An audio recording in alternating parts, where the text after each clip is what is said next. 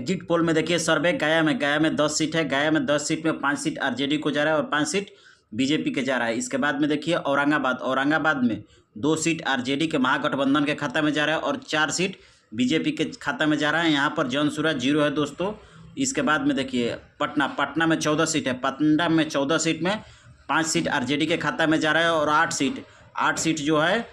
8 seat जो BJP के खाता में। तो दरभंगा में 10 सीट में 4 सीट आरजेडी को जा रहा है, 5 सीट बीजेपी को जा रहा है। जेएसपी जनसुराज को 1 सीट जा रहा है। यहाँ पर जनसुराज का खाता खोलते हुए अगला देखिए कैमूर में 4 सीट है, जिसमें 2 सीट आरजेडी के खाते में जा रहा है और 2 सीट बीजेपी के खाते में जा रहा है।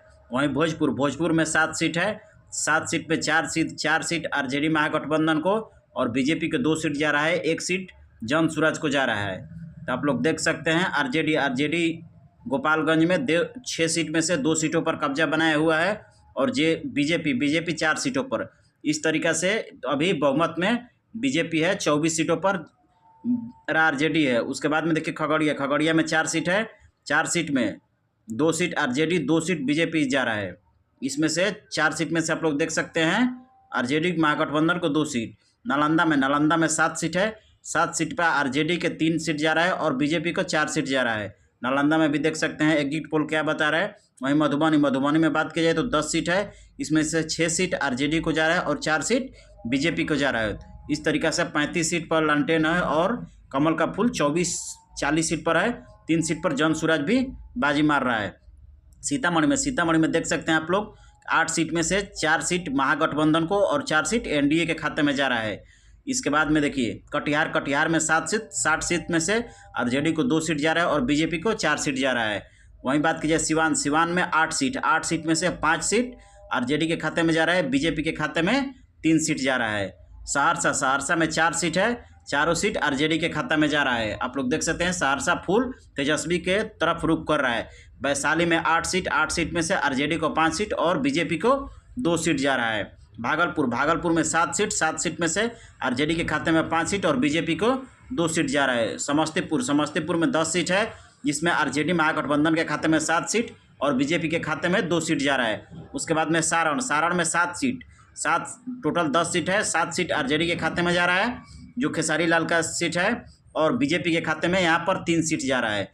यहाँ पर देख सकते हैं आप लोग महागठबंधन बढ़ाया हुआ है, 78 सीट पर पहुँच चुका है और कमल का फूल 63 पर, जनसुराज 3 पर, एआईएमएम भी 3 पर है। पूर्णिया में 7 सीट है। 7 सीट में देख सकते हैं आप लोग आरजेडी 4 सीट और बीजेपी 3 सीट पर है। बक्सर में 4 सीट में से 3 सीट आरजेडी महागठबंधन और 1 सीट मात्र जो बीजेपी के खाता में जा रहा है। वहीं पश्चिमी चंपारण में 9 सीट है। 9 सीट में से आरजेडी 4 और बीजेपी 4, यहाँ पर अदर में 1 सीट जा रहा है। उसके बाद में अररिया में 6 सीट में से आरजेडी के खाते में 4 सीट जा रहा है, बीजेपी के खाते में 1 जा रहा है, एआईएम के खाते में 1 जा रहा है।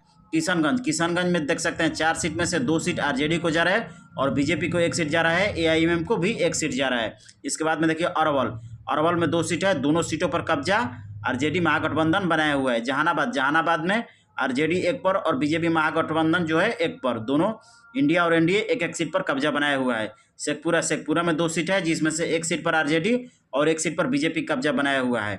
मुजफ्फरपुर 11 सीट है। 11 सीट में से आरजेडी को 6 सीट और बीजेपी को 4 सीट और एआईएम को 1 सीट पर कब्जा यहाँ बनाया हुआ है। मधेपुरा में 4 सीट है, जिसमें 3 सीट आरजेडी के पक्ष में है, बीजेपी के 1 सीट पक्ष में है।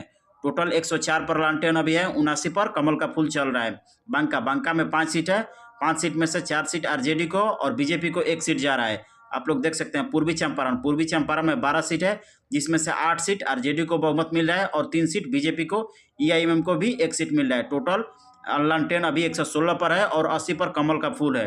रोहतास में 7 सीट है, जिसमें से आरजेडी को 3 सीट और बीजेपी को 3 सीट, एआईएम को भी 1 सीट जा रहा है। यहाँ पर आप लोग देख सकते हैं नवादा में 5 सीट है, जिसमें से आरजेडी को 3 और बीजेपी को 1 सीट जा रहा है, एएमएम को भी 1 जा रहा है। सुपौल में 5 सीट में से 2 सीट आरजेडी के पक्ष में, 3 सीट बीजेपी के पक्ष में। इस तरीके से आप लोग देख सकते हैं कि बहुमत का आंकड़ा पार कर गया है आरजेडी। तो आप लोग चैनल पर नए हैं तो सब्सक्राइब जरूर करें और लाइव में बने रहिए मेरे।